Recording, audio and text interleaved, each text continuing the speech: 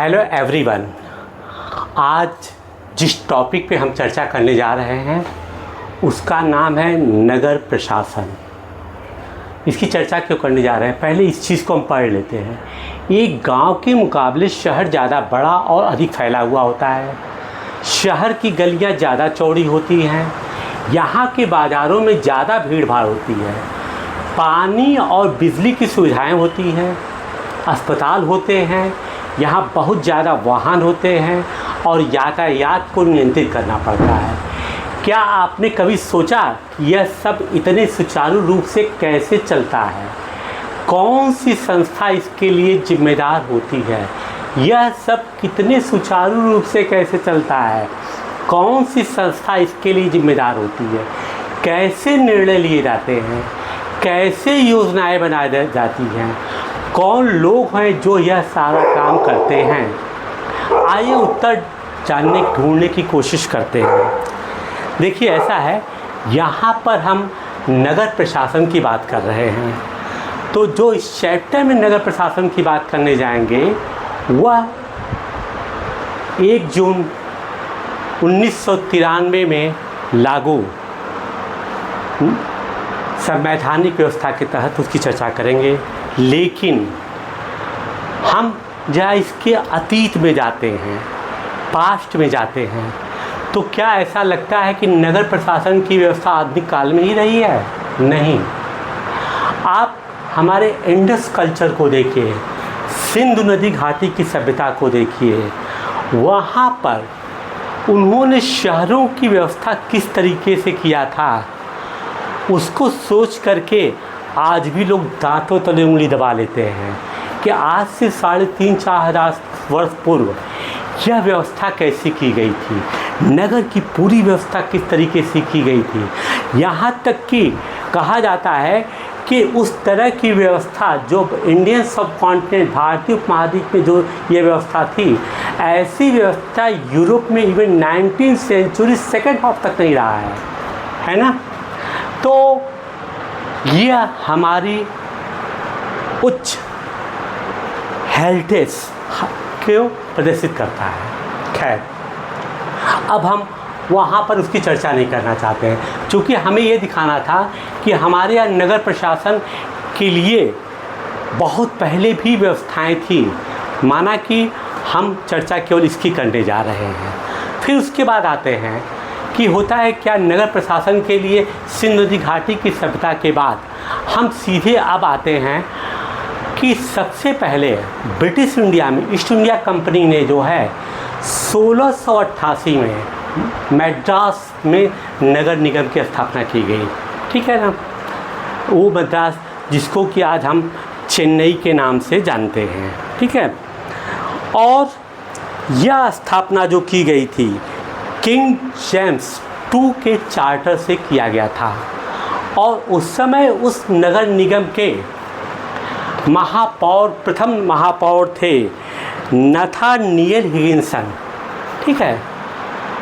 ये पहला नगर निगम हमारे यहाँ आधुनिक काल में देखा गया है। अब उसके बाद आगे बढ़िए। आगे क्या होता है कि स्थानीय स्वशासन की इसी कड़ी में सबसे पहले आता है नाम फिर लॉर्ड रिपन वाइसराय, जो कि ब्रिटिश इंडिया की बातें होती हैं। पहले तो हमने ईस्ट इंडिया कंपनी की बात किया था। ठीक है। अब क्या है कि इनको जो है लोकल गवर्नमेंट का जनक कहा जाता है। स्थानीय स्वशासन का इनको जनक कहा जाता है। क्यों कहा जाता है इनको?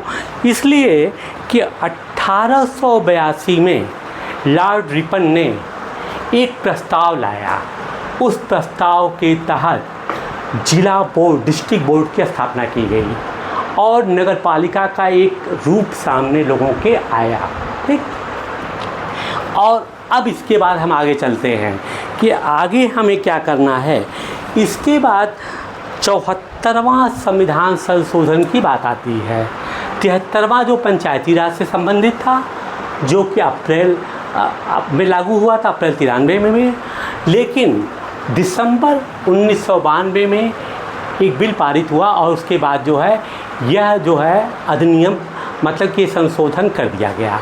और ये अब हम चूँकि पंचायती राज की चर्चा नहीं कर रहे हैं, केवल हम चर्चा इस नगरीय व्यवस्था की कर रहे हैं, तो नगर पालिका संविधान संशोधन जो है यह भी दिसंबर 1992 में भी तत्कालीन प्राइम मिनिस्टर थे पीवी नरसिम्हा राव, उनके कार्यकाल में पास हुआ।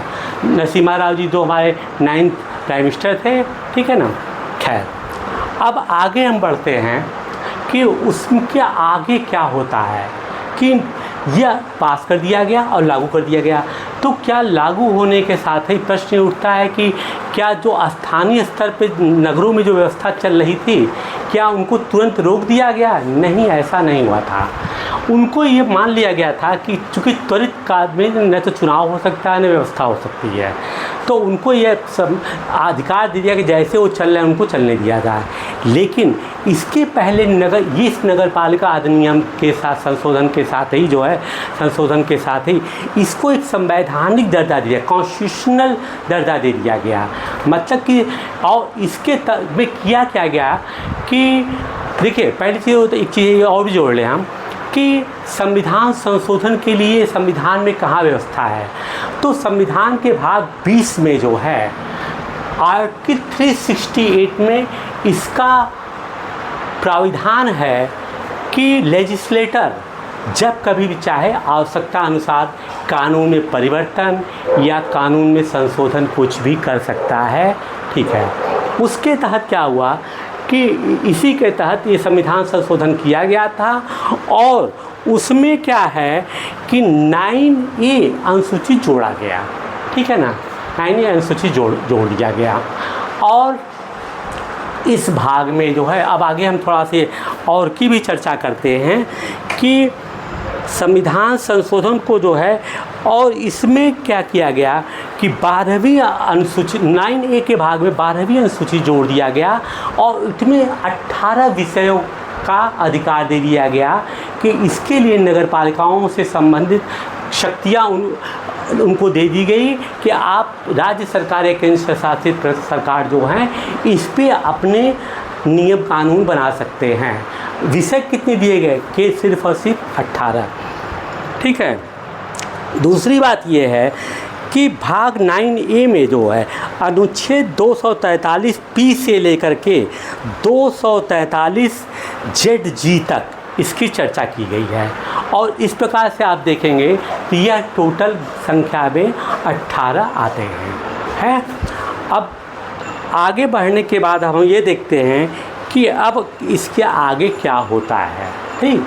ये मैंने आपको संविधान 74वें संविधान संशोधन की जो रूपरेखा थी वो आपके सामने रख दिया। अब इस पे हम आगे चलते हैं कि कौन सी संस्था इनके लिए जिम्मेदार होती है, कैसे निर्णय लिए जाते हैं, कैसी योजनाएं बनाई जाती हैं, कौन लोग हैं जो ये सारा काम करते हैं, इन सब का उल्लेख जो है इसी 18 विषयों में किया गया है। इसीलिए मैंने आपको इसकी चर्चा की है। दूसरी बात यह है कि चुनाव की भी प्रक्रिया इनमें यही कि 5 वर्ष का कार्यकाल होता है और अगर किसी कारण से अविश्वास प्रस्ताव या किसी कारण से वो भंग हो जाता है तो 6 महीने के अंदर चुनाव करवाना आवश्यक होता है। आरक्षण की व्यवस्था भी इसके अंदर है, खैर उस पर बहुत ज़्यादा चर्चा नहीं करेंगे।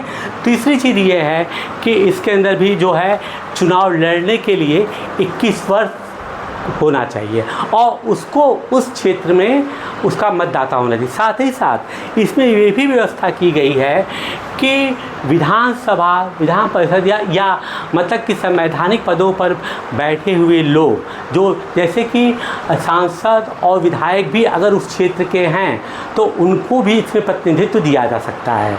दूसरी बात यह है कि अब प्रश्न उठता है कि इनका चुनाव कैसे होता है। देखिए, छोटे स्तर के जो चुनाव होते हैं वह तो जनता द्वारा प्रत्यक्ष किए जाते हैं, लेकिन नगर परिषद के अध्यक्ष के चुनाव के बारे में कई बार ऐसी राज्यों में स्थितियाँ पैदा हुई जो कि सुप्रीम कोर्ट तक मामला गया है कि इनका चुनाव प्रत्यक्ष किया जाए कि अप्रत्यक्ष किया जाए।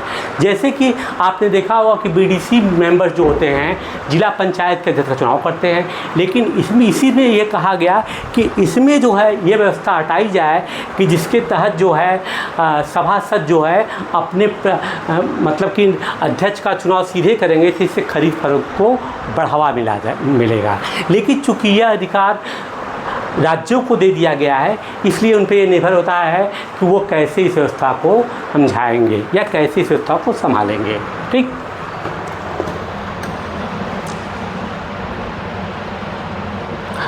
अब देखिए दूसरी बात यह है कि एक चीज़ और भी है कि संविधान नगरपालिका संविधान संशोधन में तीन तरह की व्यवस्थाएं की गई। पहला क्या था, नगर पंचायत। नगर पंचायत क्या होता है, उसके अध्यक्ष को चेयरमैन कहते हैं, अध्यक्ष होता है। नगर पंचायत वो क्षेत्र जैसे आपने देखा वो कस्बा टाउन होते हैं ना, वो वास्तव में पूरी तरीके से न तो उनका अर्बनाइजेशन हुआ होता है, मतलब वो पूरी तरीके से न तो शहर है और न ही गाँव है।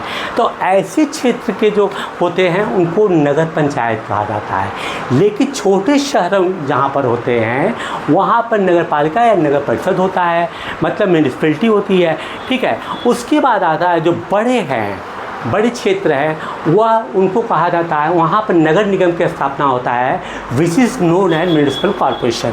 अब रही बात कि अगर आप हमसे पूछें कि किस पे कितनी एरिया, कितना क्षेत्र, कितने लोग प्रतिनिधित्व करते हैं, तो इसकी चर्चा मैं इसलिए नहीं करना चाहता हूँ आपसे क्योंकि ये जनसंख्या के साथ बार बार इसका परिसीमन बदलता रहता है, इसलिए इसकी चर्चा मैं नहीं करूँगा। ये कॉम्पिटिशन में अगर कोई परिसीमन बदलता है तो वास्तव में ऐसे पूछे भी नहीं जाते हैं प्रश्न हैं। अब आइए, इतवार की एक अलसाई हुई दोपहर थी जब माला उसके साथी शंकर जहांगीर और रेहाना गली में क्रिकेट खेल रहे थे। शंकर ने बड़ा अच्छा ओवर फेंका था, रेहाना आउट होते बची थी। अब देखिए सीधे हम कक्षा 6 के लेवल पे आते हैं, है ना। ये जो चीज़ें मैंने आपको बताया है पहले, ये तो कॉम्पिटिटिव एग्ज़ाम के लिए दीदा तो वेरी इंपॉर्टेंट पॉइंट्स, है ना। अब रही बात कि as far as this chapter is concern, since it is only for 6th class, I am going to explain it one by one. लेकिन आपको ये ध्यान रखना है कि आपको सिखाया क्यों जा रहा है, इस स्टोरी के माध्यम से, है ना। आपको ये दिखाया जा रहा है कि किसके कौन से राइट्स हैं, किसके कौन से अधिकार हैं, क्या है, उनके बारे में एक डिटेल स्टोरी बना करके वन बाई वन इस चीज़ को समझाया जा सकता है। जैसे कि आपने देखा होगा कि उपन्यास के सम्राट मुंशी प्रेमचंद ने जो अपनी कहानियाँ लिखी हुई हैं, है ना, या आप रस्म हम चले जाए टॉलस्टॉय, मैक्सिम गोर्की, उन्होंने वहाँ की परिस्थितियों को बिल्कुल उसी तरीके से लिखा है कि अगर आप उनके नावल को पढ़िए, चाहे मैक्सिम गोर्की के, चाहे टॉलस्टॉय के, चाहे मुंशी प्रेमचंद को, तो आपको उस समय तत्कालीन परिस्थितियों में लगेगा कि वास्तव में ऐसा कहीं हो रहा है, I see this thing happening somewhere, है ना। ठीक इसी तरीके से यहाँ पर माना कि this is not the novel, लेकिन एक ऐसी स्टोरी बनाई गई जिसमें one by one step by step चीज़ें आपको एक्सप्लेन हो जाती हैं कि आपके कौन से राइट हैं और दूसरे के कौन से राइट हैं। सेकेंडली एक चीज़ मैं फिर से दोहरा दूँ, जिसको हर चैप्टर में दोहराता हूँ, कि चूँकि आपको इसलिए बताया जाता है कि एक बच्चा है उसको मालूम होना चाहिए शुरू से ही कि उसके क्या राइट्स हैं, नंबर 1 उसके क्या अधिकार है, क्या संवैधानिक अधिकार है, और फिर उसको ये मालूम होना चाहिए। फिर अगर आप जो है एक एडमिनिस्ट्रेटिव सर्विस में जा रहे हैं, आप पढ़े लिखे हैं, तो आपको ही मालूम पड़ना चाहिए कि आपके क्या राइट्स हैं और आपकी क्या जिम्मेदारियां हैं, दोनों से आप पढ़ते। इतवार की ऐसी सुबह थी जब माला और उसके साथी शंकर जहांगीर और रेहाना गली में क्रिकेट खेल रहे थे। शंकर ने बड़ा अच्छा ओवर फेंका था, रेहाना आउट होते होते बची थी। रेहाना के आउट ना होने से शंकर हताश हो रहा था, इसलिए उसने इसी उम्मीद से कि वह कैच आउट हो जाएगा एक शॉर्ट बॉल फेंक दी। हुआ उल्टा ही, रेहाना ने इतनी तेज़ी से बल्ला घुमाया कि गेंद ऊपर गई और गली को ट्यूबलाइट टूट गई। अब देखिए ये जो भी परिस्थितियाँ हैं, आप भी क्रिकेट खेलते रहेंगे, मैं भी बचपन में खेलता रहा हूँगा, हम लोग भी इस तरह की परिस्थितियों से गुजरे हुए हैं। अगर आप गली में क्रिकेट हैं, अब अलग बात है कि बहुत बड़े स्टेडियम में बहुत अफसर के साथ ज़्यादा बैठे हों तो आप स्टेडियम में जाते हो, अलग बात है, लेकिन आम जनमानस पे यही होता है। अब यहाँ पर ये दिखा रहा है कि शॉर्ट बॉल फेंकी। अब शॉर्ट बॉल तो क्रिकेट का होता है, जिसमें क्या होता है कि शॉर्ट पिच बाउंसर, उसको पिच पे खड़ी बॉल की क्रिकेट की बात मैं एक्सप्लेन नहीं करना चाहता हूँ, उसको बहुत करीब से फेंका जाता है, बॉल बाउंस करती है ना। तो जब बॉल बाउंस करेगी तो बैट्समैन के सामने उसको चाहे वो हुक करे चाहे पुल करे, इसी तरह की चीज़ होती है। तो उसने तेज़ी से फेंका, यहाँ पर ट्यूबलाइट टूट गई, चिल्लाया अरे यह मैंने क्या कर दिया। तो शंकर तपाक से बोला अरे हम यह नियम बनाना भूल गए थे कि अगर तुम्हारी गेंद से गली की ट्यूबलाइट टूट जाएगी तो तुम आउट माने जाओगी। तीनों ने तभी शंकर को विकेट की चिंता छोड़ने के लिए कहा, क्योंकि जो हुआ उस बारे में ज़्यादा चिंतित और परेशान हो रहे थे। अब ये देखिए, अब दिखा रहा है कि इसने मार दिया है, ट्यूबलाइट टूट गई है। तो अब जब ट्यूबलाइट टूट गई है तो पहले बच्चों के दिमाग में रहता है कि चाहे वो छोटी जगह पे खेल रहे हों, वहाँ गमले हो, तो बच्चे कहते भाई देखो, बचाने के लिए करते, बच्चे नियम कानून में आते हैं कि अगर गमला टूट गया तो तुम आउट माने जाओगे। ठीक, लेकिन यहाँ पर क्या हुआ कि म्यूनिसिपल कॉर्पोरेशन या म्यूनिसिपल बोर्ड जिसका भी है, एक ट्यूबलाइट टूट गया। अब उनके दिमाग में आए कि भाई अगर हमने काश के नियम बनाया होता कि ऐसा नहीं होगा तो ट्यूबलाइट नहीं टूटती। तो अब एक नई समस्या उनके सामने पैदा हो गई। अब यहाँ पर क्रिकेट का रोल ख़त्म हो गया, अब यहाँ पे नया रोल स्टार्ट हो गया है।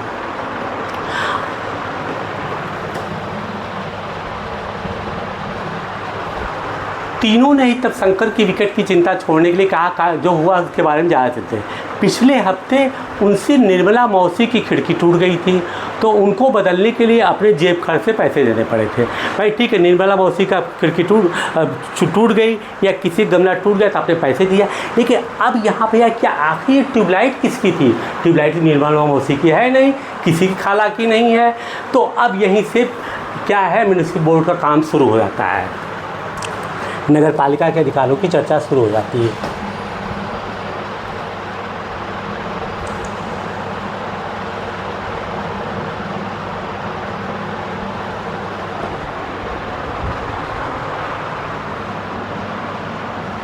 अब दोबारा से जेब खर्च से पैसे देने पड़ेंगे। ये पैसे देंगे किसको? गली की ट्यूबलाइट बदलता कौन है? माला का घर सबसे पास था, चारों भागकर माला के घर गए और उसकी माँ को सब कुछ बता दिया। सारी बात सुनकर माला की माँ ने कहा उन्हें इस बारे में कुछ खास तो पता नहीं, बस यही मालूम है कि यह नगर निगम की जिम्मेदारी होती है। उन्होंने सुझाया कि यास्मीन खाला से पूछना चाहिए, वे हाल में ही नगर निगम से सेवानिवृत्त हुई हैं, जाओ उनसे पूछ लो, और माला तुम जल्दी घर वापस आ जाना। अब वो कह रहा है, देखिए अब यहाँ से नगर पालिका या नगर निगम के कार्य क्या है वो उनकी चर्चा करने जा रहा है। भाई नगर पालिका हो, नगर पंचायत हो या नगर परिषद हो, सबका काम क्या है? सबका काम है कि उनके क्षेत्र में जो उनका जुरिडिक्शन है उसके लिए, जनता के लिए सड़क, नाली, बिजली, स्वास्थ्य, मतलब जितनी भी समस्या अब जनता के लिए आवश्यकताएं, मूलभूत आवश्यकताएं हैं, उनका व्यवस्था करना किसका काम होता है? संबंधित नगर पालिका, महानगर पंचायत की। तो अब यहाँ पर देखिए बिजली की व्यवस्था किसने किया था? उसने कहा कि यह काम तो नगर निगम का होता है। इनको मालूम हो गया कि ये बिजली की जिम्मेदारी किसकी थी? नगर निगम का। अच्छा, यास्मीन खाला, तुझे बताया भाई कि यास्मीन खाला से पूछ लो, वो नगर निगम में सेवानिवृत्त हुई है। यास्मीन खाला उसी गली में रहती थी और माला की माँ ने उनको बहुत अच्छी दोस्ती थी। चारों दौड़कर खाला के घर पहुँचे और जैसे ही उन्होंने दरवाज़ा खोला,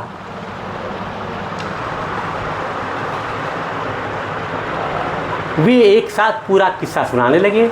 उनका सवाल सुनकर यास्मीन खाला बड़े ज़ोर से हंस पड़ी और बोली, कोई एक व्यक्ति नहीं है जिसको कि तुम पैसा दे सकते हो।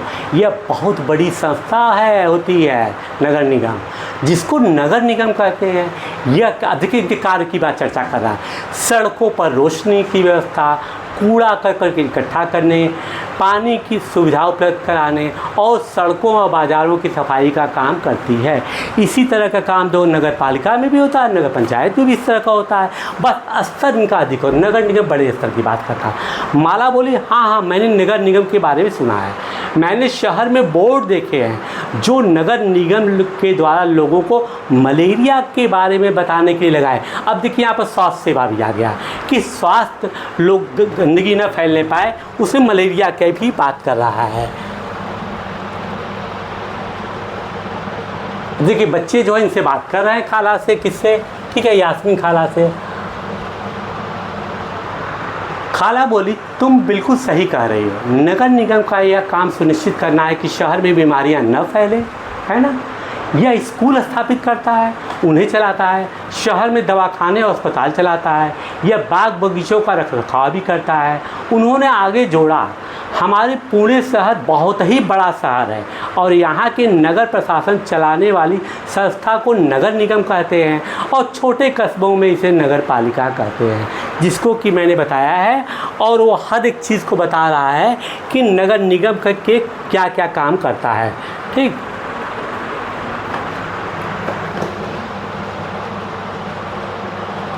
क्या आप नगर पालिका के कार्यों की सूची बनाने में शंकर की मदद कर सकती हैं? ये तो अलग चीज़ हो गई, ये वही चीज़ है जो कि वहाँ पर है।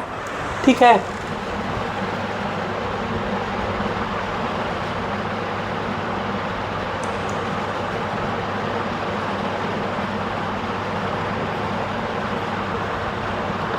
अब देखिए, अब निगम पार्षद एवं प्रशासनिक कर्मचारी यास्मीन खाला, मुझे बड़ी उत्सुकता हो रही है कि यह फैसला लेता कौन है, पार्क कहाँ बनाया जाए।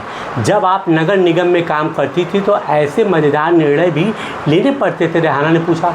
खाला ने जवाब दिया, नहीं रेहाना, मैं तो निगम के लेखा विभाग अकाउंटेंट में थी, बस लोगों की मासिक तनख्वाह की पर्चियाँ बनाती थी।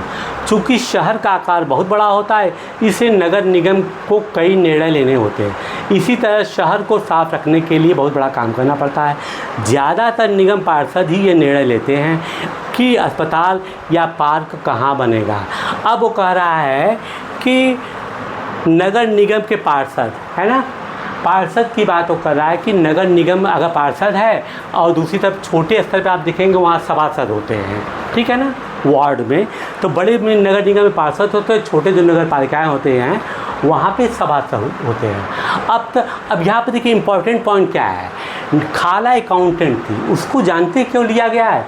इसके पीछे एक उद्देश्य क्या है, इसके पीछे एक लॉजिक ये है कि कोई भी एक्सपेंडिचर होता है, कोई भी खर्च होता है, कोई भी बजट एलोकेशन होता है, बजट का आवंटन होता है, उस सब की जानकारी किसको होती है? अकाउंटेंट को होती है।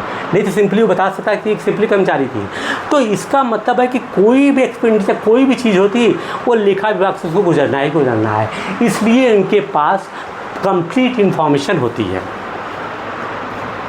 अब उसने कहा कि पार्षद ये निर्णय लेते हैं कि अस्पताल या पार्क कहाँ बनेगा। अब वो कहते हैं कि देखिए, चाहे वो नगर पालिका हो चाहे पंचायत है, अब ये सिर्फ नगर निगम की बात वो कर रहे हैं, तो नगर निगम का जो महापौर है, मेयर उसको कहते हैं ना, वो अकेले कोई निर्णय नहीं ले सकता है। तो अब यह है कि जैसे होता है कि इसमें क्या क्या त्रिस्तरीय है ना, ऊपर केंद्रीय शासन होता है, फिर राज्य होता है, फिर स्थानीय स्वशासन की बात की गई है।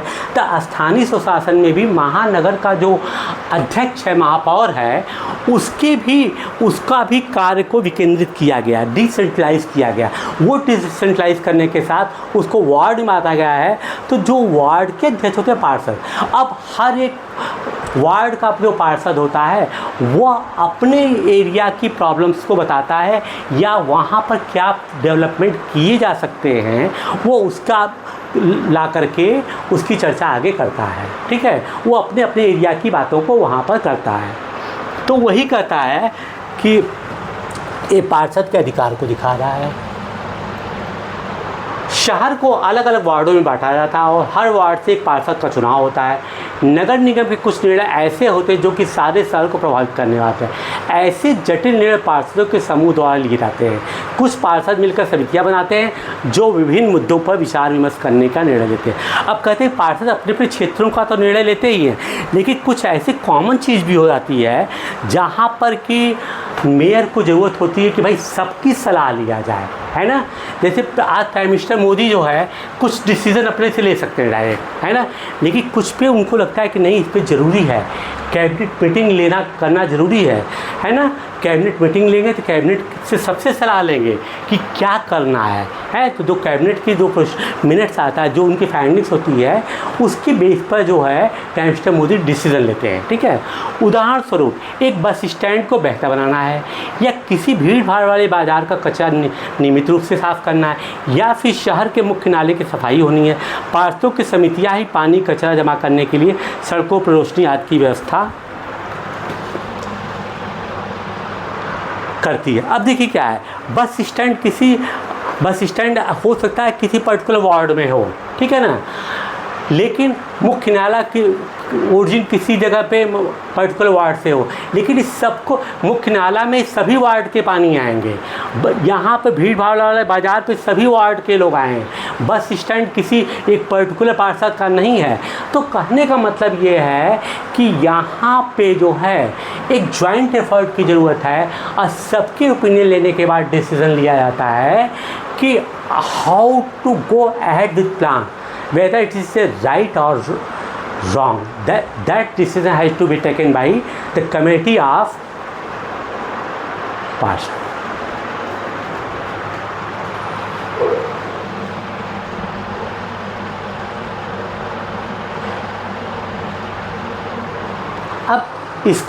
अब उसने एक्सप्लेन किया है ना कि पार्षदों का भी बात करता है, ये कहता है क्या है वो छोड़िए। अब आगे देखिए, जब एक वार्ड के अंदर की समस्या होती तो वार्ड के लोग पार्षद से संपर्क कर सकते हैं। उदाहरण के लिए अगर बिजली के खतरनाक तार लटक रहे हैं, नीचे आ जाएं, तो स्थानीय पार्षद बिजली विभाग के अधिकारियों को उससे बात करने में मदद कर सकता है।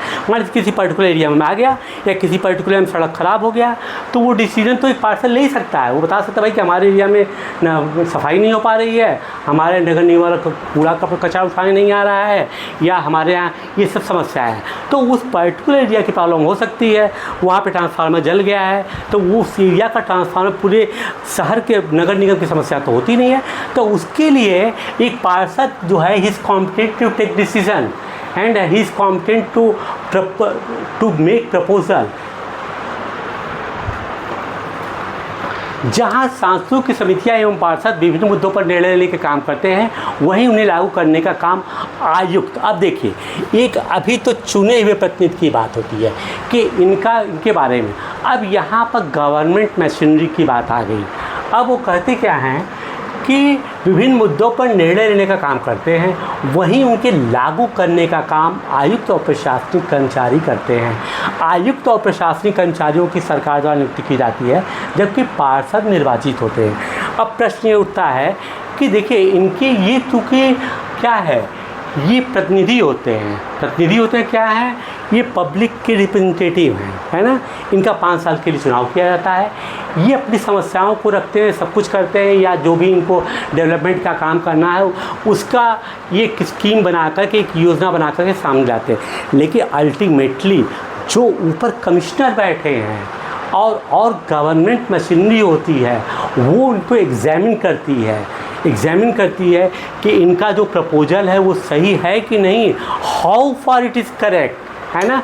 अगर उनको लगता है कि नहीं, जितनी भी स्कीम्स बनाई गई हैं वो सब अच्छी हैं, तो उससे बजट एलोकेशन या सब कुछ करने का काम जो है फिर यहाँ पर गवर्नमेंट मशीनरी करती है। या कहीं भी गड़बड़ी होती है तो उनको भी ये चेक कर लेते हैं। तो नगर निगम में निर्णय लिए कैसे जाते हैं, रेहाना ने पूछा। वो कभी सोचना बंद ही नहीं करती।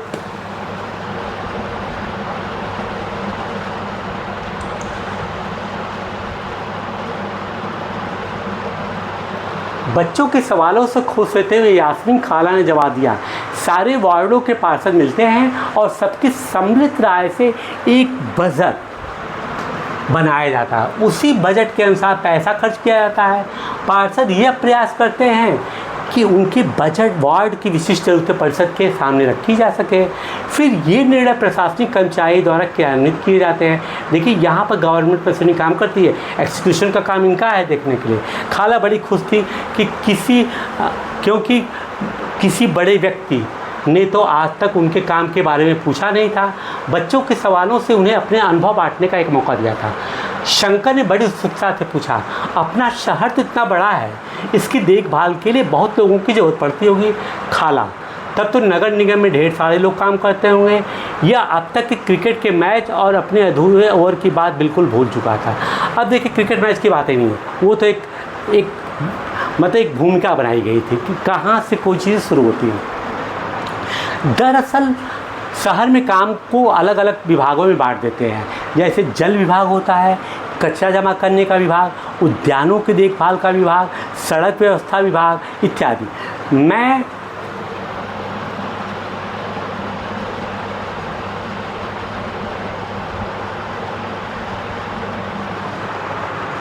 कहता है कि उसी के लेखा विभाग में हिसाब किताब काम करती थी। खाला बड़े चिंता बता रही थी। फिर बच्चों के खाने के लिए रसोई से कबाब लाने चल पड़े। जहांगीर ने रसोई में खड़े खड़े तेज़ी से अपने कबाब खा लिए।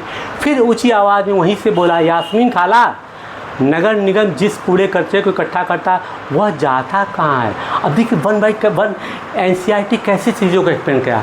मतलब क्या है कि जैसे क्या है कि एक गाड़ी है ना, तो आपको ये पता है कि गाड़ी में क्लच है, ब्रेक है ना, और क्या है, एक्सीलेटर है। अब उसको खोल के पार्ट वाइज लगा दिया गया, अब फिर उसकी असेंबलिंग हो रही है।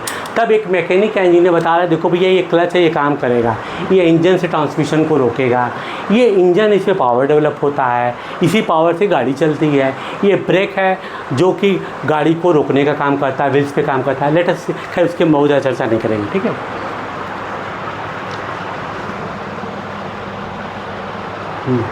बाकी बच्चे भी कबाब, अच्छा फिर जैसा कि तुम जानते हो कि कचरा लगभग हर गली में ही फैला रहता है। पहले हमारे पड़ोस का भी यही हाल था, चारों तरफ कूड़ा फैला रहता था। अगर कूड़े को इकट्ठा करने को न हटाया जाए तो मक्खियाँ भिनभिनाती रहती हैं और आसपास कुत्तों, चूहों। अभी देखिए थोड़ा नगर निगम के पास पैसा कहाँ से आता है, इसकी चर्चा करना ज़रूरी है ना। इसके लिए जो है संवैधानिक व्यवस्था किया गया, कॉन्स्टिट्यूशन, राज्य वित्त आयोग की स्थापना किया गया है ना। वही जो है, और जिला समितियाँ भी, जिला योजना भी होती है, वो सब देखती है कि नगर निगम को पैसा देने का काम या कंट्रोल करने का काम कैसे करती है। इसीलिए इतने सामने काम करने के लिए बहुत सारा पैसा चाहिए।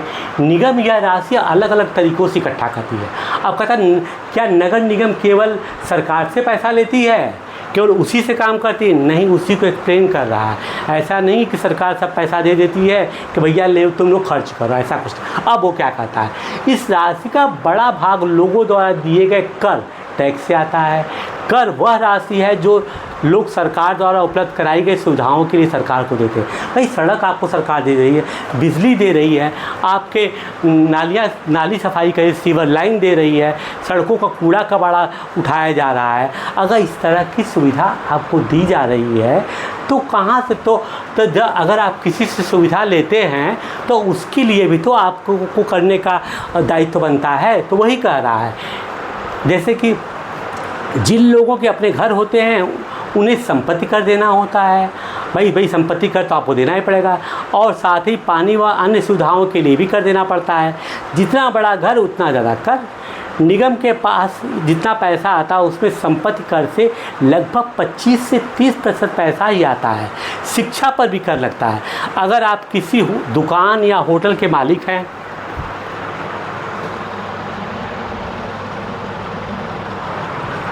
तो उस पर भी कर देना पड़ता है। अगली बार जब आप सिनेमा देखने जाइएगा तो टिकट पर ध्यान दीजिएगा, हमें मनोरंजन के लिए भी कर देना पड़ता है। इस तरह से अमीर लोग संपत्ति कर देते हैं, वहीं जनसंख्या का एक बड़ा भाग सामान्य की तरह कर अधिक देता है। भाई ये माना जाता है कि जब आप सरकार की सुविधाओं से, या जैसे सिनेमा हॉल चल रहा है ना, होटल्स चल रहे हैं, तमाम चीज़ें चल रही हैं, उसमें कहीं न कहीं आप सरकार के द्वारा दी गई सुविधाओं का ज़्यादा उपयोग कर रहे हैं, है ना। तो ज़्यादा उपयोग कर रहे हैं तो that natural you will have to pay more then other people.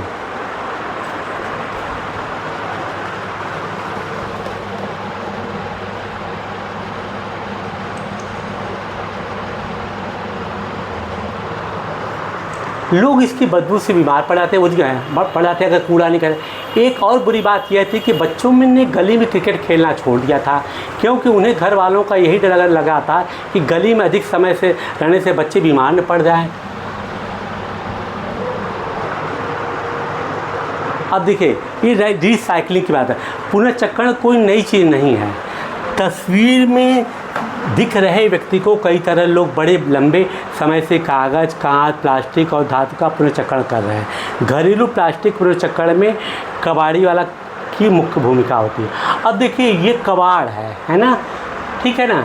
इसके बारे में कहते हैं कि इन कबाड़ी इसमें कुछ चीज़ें ऐसी थी जिनको रिसाइकिल किया जा सकता है, मतलब इनका हम दोबारा प्रयोग कर सकते हैं। तो उसी को की वो चर्चा करके दिखा रहा है कि हम जिन चीज़ों का प्रयोग करते हैं उनको उठाकर जब ले जाया जाता है तो उनको दोबारा भी इस्तेमाल किया जाता है। अच्छा, या लोगों का भी, यास्मीन खाला ने अपनी बातें जारी रखी। मोहल्ले की औरतें इस बात से बड़ी नाराज़ थी, वे सलाह देंगे मेरे पास आई। मैंने उन्हें कहा कि मैं विभाग के किसी अधिकारी से इस मामले में बात करने की कोशिश करूंगी, मगर मैं भी निश्चित तौर पर यह नहीं बता सकती कि इसमें कितना समय लगेगा।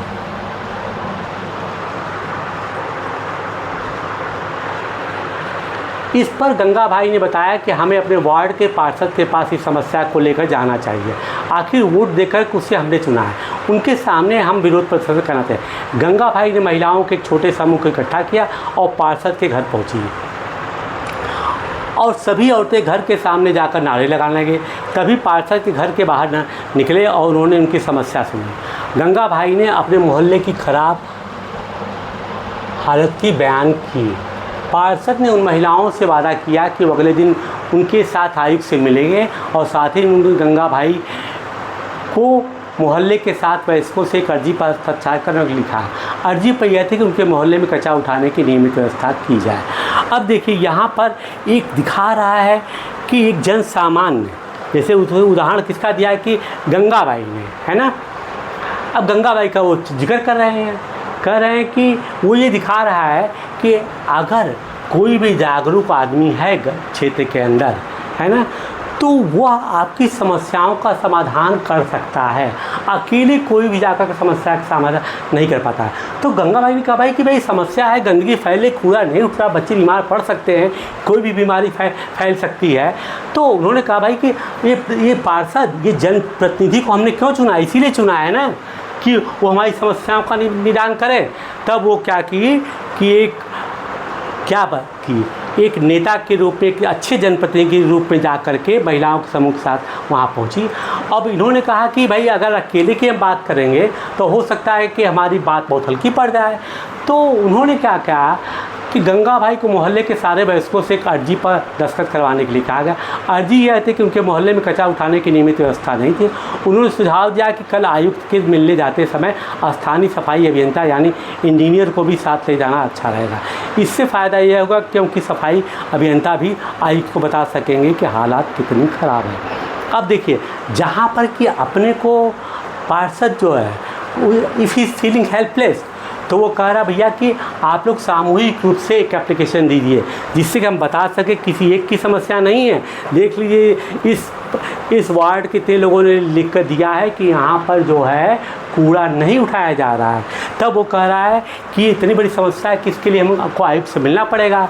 तो आयुक्त से मिलेंगे तो वहाँ पर जो अभियंता है, सफाई अभियंता, उनको भी ले जाएंगे। तो सफाई अभियंता अपनी रिपोर्ट देगा कि हाँ सर वहाँ पर समस्याएं हैं, मैंने खुद भी देखा है। तो उसकी बात में वेट होगा, इसलिए होगा क्योंकि he is the government officer.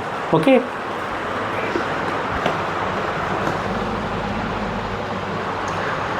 उस दिन पूरी शाम बच्चे घर घर का चक्कर लगाते हैं ताकि अर्जी पर ज़्यादा से ज़्यादा हस्ताक्षर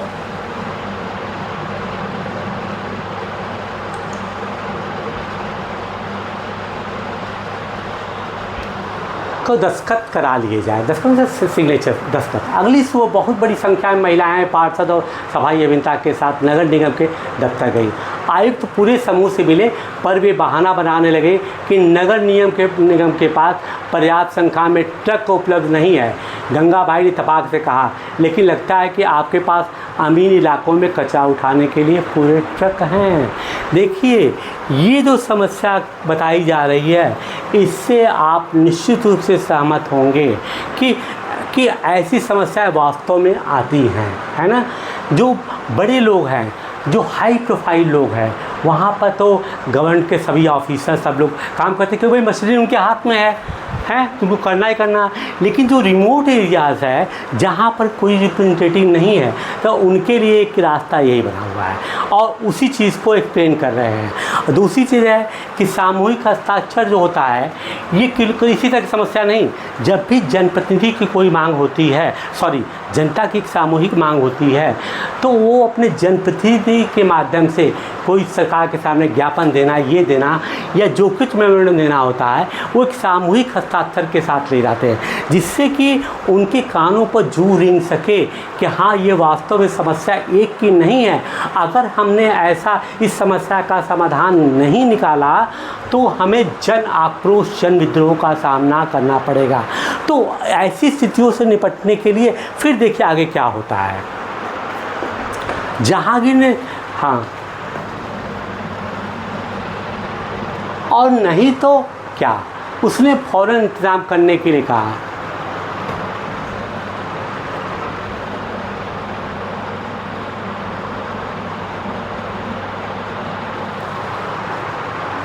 यास्मीन खाला ने बताया, गंगाबाई ने आयुक्त को चेतावनी दी, अगर 2 दिन के अंदर काम नहीं हुआ तो नगर निगम के सामने बहुत बड़ी संख्या में महिलाएं धरना देंगी। तो क्या गलियों की सफाई हो गई? रियाना ने झट से पूछा, जो कभी चीज़ों का अधूरा नहीं छोड़ती थी। 2 दिन तक तो कुछ भी नहीं हुआ। वो तो जब एक बड़े समूह ने विरोध प्रदर्शन किया, जब जोरदार नारे लगाने लगे, तब जाकर के बात बनी, तब मोहल्ले की नियमित सफाई होने लगी है। मतलब ये बता रहा है कि आपको आपके अधिकारों के प्रति भी जागरूक करता है ना। क्यों? क्योंकि कहता है कि अगर एक जन सामान्य की समस्या है और गवर्नमेंट पर आप प्रेशर डालेंगे तो they are bound to follow you, they are bound to do that thing. Okay,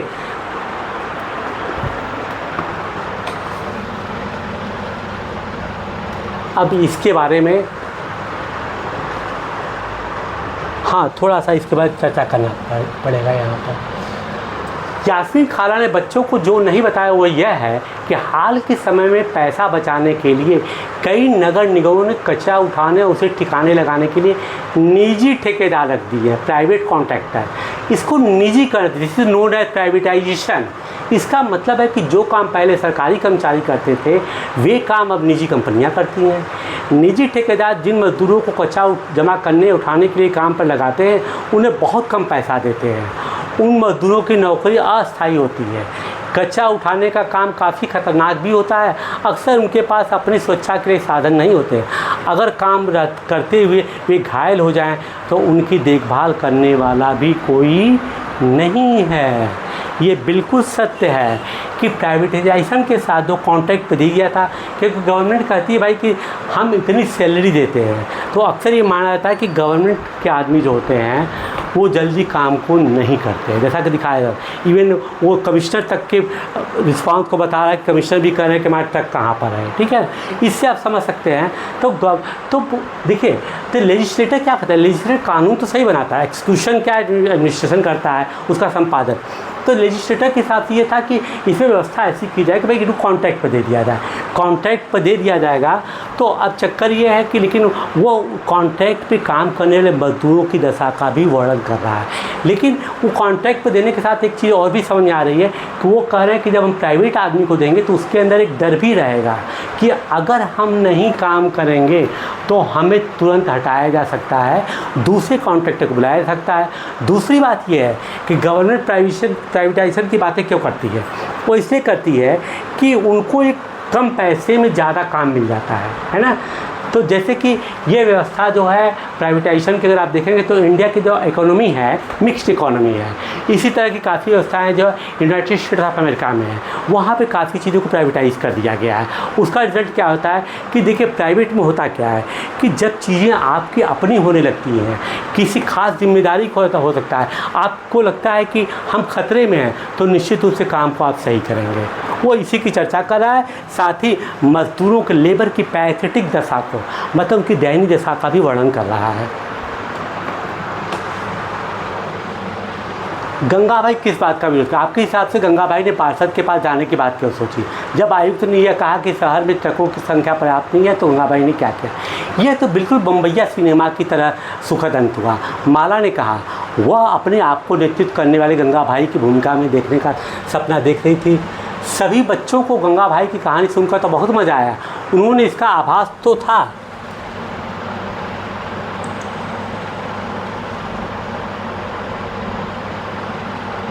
कि मोहल्ले में गंगाबाई की खासी इज्जत थी और लोग उन्हें बहुत मानते थे, मगर उसका कारण उन्हें अब समझ में आया था। इसका मतलब क्या था कि अगर ये जागरूक लोग हों तो समस्याओं का समाधान आसानी से आप करवा सकते हैं। बच्चों ने खाला का शुक्रिया अदा किया और जाने के लिए उठ खड़े हुए।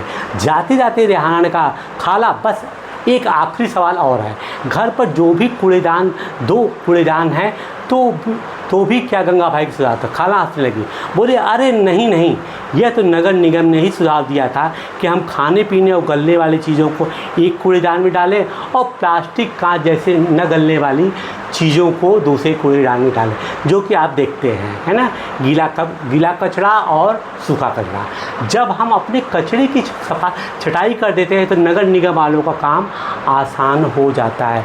इसमें देखिए बहुत सी चीज़ें तो गीले सामान को ले जा करके वो ऐसी जगह पर डिस्पोजल में डाल सकते हैं जहाँ पर उसकी आवश्यकता है।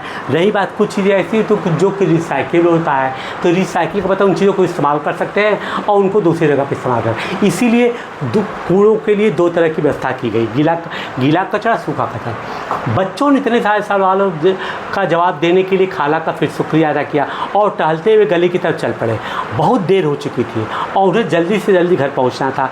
आज हमेशा के मुकाबले गली में अंधेरा थोड़ा ज़्यादा था। उन्होंने ऊपर देखा, फिर मुस्कुराते हुए एक दूसरे को देखा और वापस खाला के घर की तरफ दौड़ पड़े। अब वही और ट्यूबलाइट तोड़े हुए हैं तो उनको पता था कि भाई तो सामूहिक संपत्ति हम लोग नुकसान किया, लेकिन अब बच्चों को पूरी जानकारी हो चुकी है कि ये किसका है और किसके अधिकार क्षेत्र में है, इसकी व्यवस्था कौन करता है।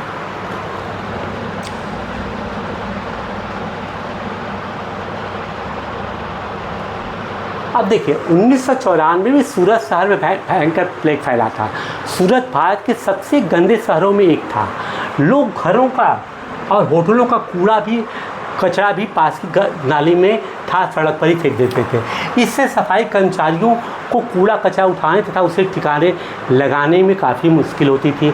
ऊपर से नगर निगम अपना काम भी नियमित रूप से नहीं कर रहा था, जिससे स्थिति और भी बदतर हुई। अब देखिए क्या है कि क्या रहा है कि लोग घरों और होटलों का कूड़ा भाई जब आप डालेंगे तो क्या वहाँ पर क्या होगा, वहाँ चूहे आएंगे और जब चूहे आएंगे तो निश्चित रूप से प्लेग ऐसी बीमारी फैलेगी, जो कि 1994 में सूरत में फैला था। प्लेग हवा के जरिए फैलता है। अब प्लेग के बारे में भी वो जानकारी दे दिया कि प्लेग हवा के जरिए, जिन लोगों को प्लेग हो जाए उन्हें दूसरे से अलग रखना पड़ता है। सूरत में उस साल बहुत से लोगों ने अपनी जान गंवाई। करीब 3 लाख से अधिक लोगों को शहर छोड़ना पड़ा। प्लेग ने डर यह अनिवार्य कर दिया कि नगर निगम मुस्तैदी से काम करे। सारे शहर की अच्छी तरह से सफाई हुई। आज की तारीख में चंडीगढ़ के बाद भारत के सबसे शहरों में दूसरा स्थान सूरत का है। देखिए आज की तारीख में भले वो चंडीगढ़ बता रहा है ना, ये NCERT है, लेकिन पिछले कई वर्षों से मध्य प्रदेश का इंदौर नगर नंबर 1 पर है ना। लेकिन NCERT जो कहता है वो मैंने आपको बता दिया। क्या आप जानते हैं कि आपके मोहल्ले में कब और कितनी बार कूड़ा उठाया जाता है? क्या आपको लगता है कि सभी मोहल्ले में उतनी ही बार कूड़ा उठाया जाता है? यदि नहीं तो क्यों इसकी चर्चा करें।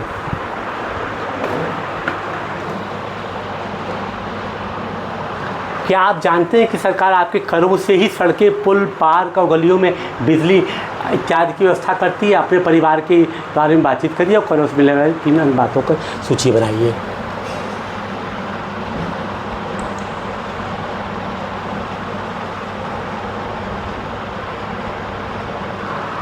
अब देखिए अभ्यास के लिए उसने प्रश्न दिए हैं।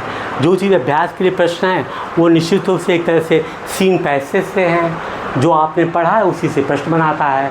तो प्रश्न वो ऐसे इसीलिए बना रहे हैं कि अगर आपने थॉरली स्टडी किया है और उसके कंसेप्ट को समझा है तो इन क्वेश्चंस के जवाब आप आसानी से दे देंगे।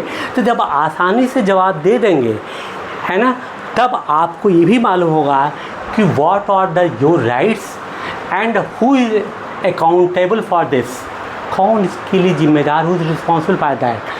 तो इस तरीके से एक स्टोरी के तहत उन्होंने नगर निगम की व्याख्या किया है। सेम वे में जो है नगर पालिका को भी मानिए और नगर परिषद को भी, नगर पंचायत को भी मानिए। तो इस प्रकार से आपने देखा होगा कि संविधान के 74वें संशोधन से, है ना, जो कि 1 जून 1993 को लागू हुआ, यह सब चीज़ें उसमें कही गई हैं। सबके अधिकार क्षेत्र को बांटा गया है और कौन कौन से विषय हैं उनकी पूरी चर्चा की गई है, छोटे में ही, है ना। माने कि अन्य विषय तो काफ़ी ब्रॉड हो जाएगा। तो आशा है कि आपको जो है मैं नगर पालिका अधिनियम को साथ लेते हुए इन विषयों पर आपको समझाने की कोशिश किए हैं। और अगले वीडियो में हम आएंगे एक नए विषय के साथ। Till then bye bye.